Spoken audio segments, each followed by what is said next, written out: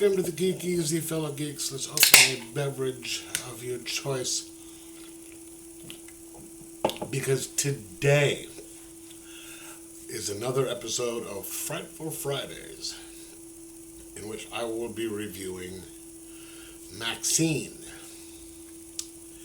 It is the 2024 follow-up to two previous movies, X and the prequel Pearl, and then there's Maxxine. And I have previously reviewed the other two, and I figured, why not just go with the third?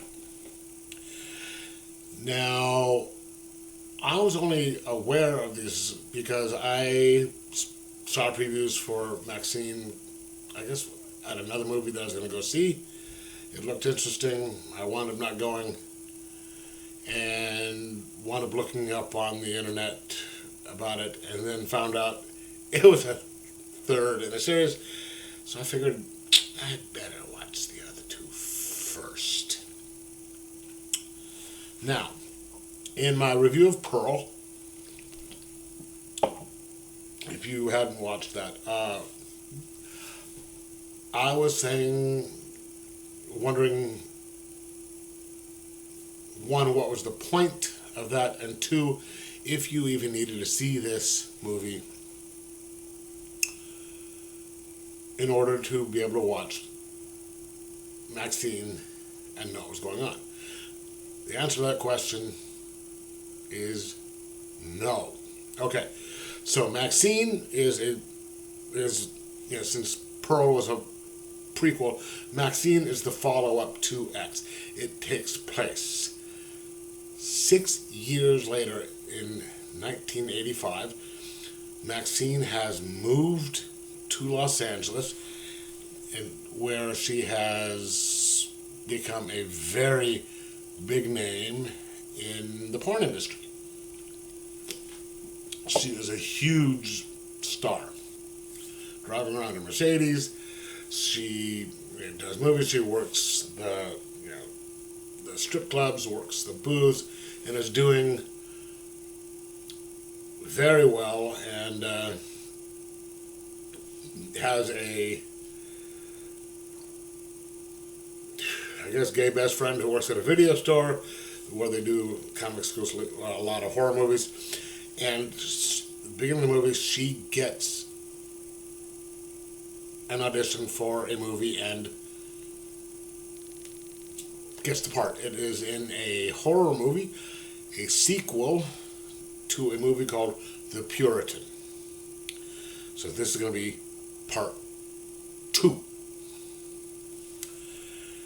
And so this movie revolves around her, getting that, and then a private investigator, very sleazy private investigator, played with very much vigor and just fantasticness, and I know those aren't words, by Kevin Bacon, of all people, who is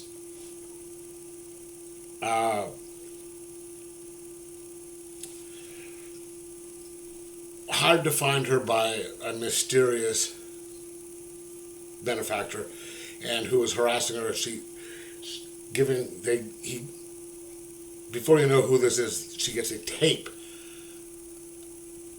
videotape of some of the material that was made in the movie X, which was made on scene during the movie X, and the VHS recorder was left there, and so that would, leave some evidence and stuff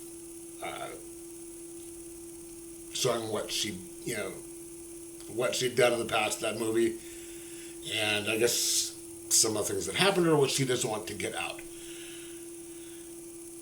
And this also is taking place at the same time as The Night Stalker. and so she's being pursued and intimidated by this private investigator trying to get her to meet this benefactor. And this benefactor is also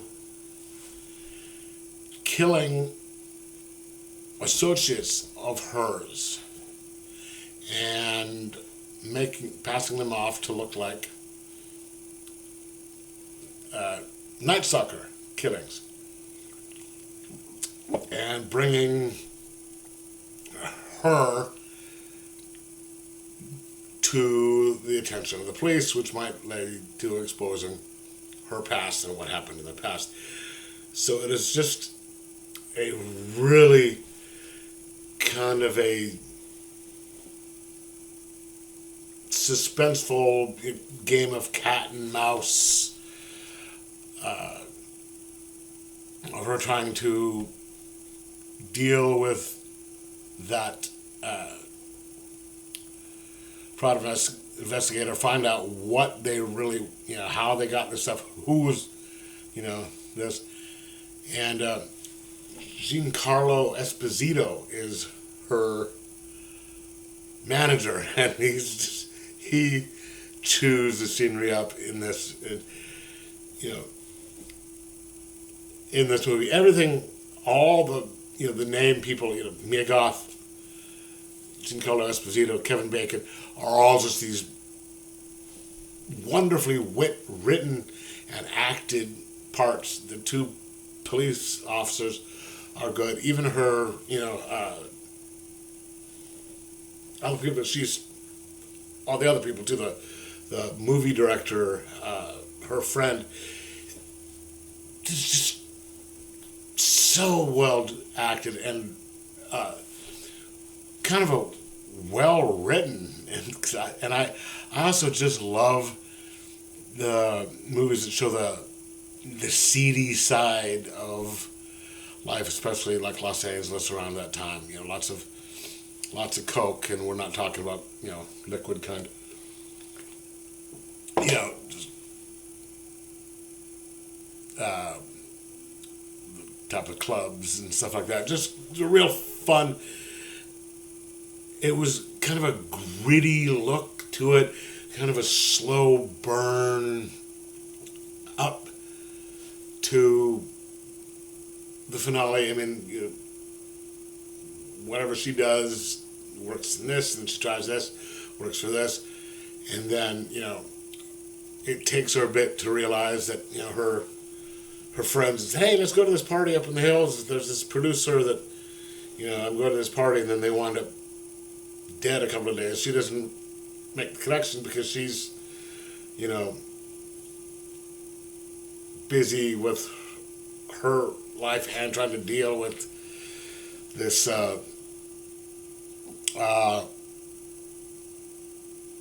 investigator trying to fuck her over, and it all comes to the head and gets to the conclusion, which the conclusion wasn't as strong as I would have liked to have been, because there is a callback. It's a big callback to the ending of the first one, because the person who knows has a videotape also knows who she really is, which is also revealed on the tape. And I may have accidentally spoiled the ending if you saw the ending of the first movie. But it was just this fantastically gritty, fun kind of horror ride with a couple of good kills. This type of these movies don't have a lot of This isn't a slasher type of horror movie. It's more. I don't want to say cerebral, but a higher class. And I've heard them use the phrase that they use for these types of movies. It's like A24 Productions, and but that's, I guess, what they're trying to go for. And they really kind of succeeded in this because it had just a really fun, gritty kind of type of thing going on, with a bit of a mystery and going right to the point, and boom. So yeah, it was a good movie, and I think it's going to be the last of the one, because someone referred to it as the trilogy, as a trilogy. So, and it did sort of wind things up. So I'm hoping this will, they don't just start making a bunch of more horrible sequels like they did with certain other movies, Hellraiser, and stuff like that. But I really recommend this movie. Mia Goth did a fantastic job as this character. Kevin Bacon, great actor, great sleazy. He sleazed up the sleaze guy, and Giancarlo Esposito just sort of, you're like, okay, he's a entertainment lawyer, but yeah, he did stuff beforehand too. But see, he sort of implies in the movie, and judging from some of the things he did, and they're like, yeah, this guy was, boom, and he just had the underlying, kind of friendliness of or protectiveness of the agent, but also sort of let out a bit that there are some other parts to him that you just didn't want to fuck with. So yeah, it was awesome. But anyway, I'm going to give this a 4.5 out of 5 and just say, watch it. It's worth the time. It's only hour and a half, around there. And this is on HBO Max, and you can rent it on Prime. So, if you want to get it. And by the time you're watching this, I am recording this a little early. It'll be Friday. I'm going to be recovering from knee surgery, so hopefully there will be more to come. Unless the doctor isn't completely incompetent and takes a simple knee job and does something, and I wound up getting some sort of mad scientist doing medical experiments on me, like I've seen in some of the movies.